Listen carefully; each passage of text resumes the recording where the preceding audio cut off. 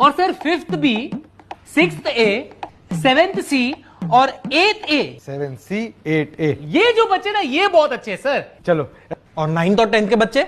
9th और 10th?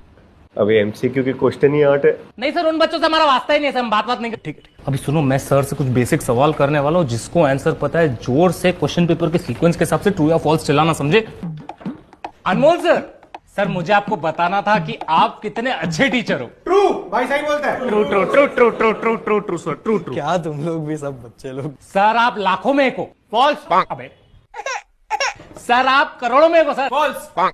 मेरा मतलब था सर आप यूनिवर्स में एक हो। फॉल्स। अबे सर आप भगवान हो। फॉल्स। अबे सालों सारे ही फॉल्स थे तो बोल देते थे ना, ये खेल क्यों खिलवा रहे हो?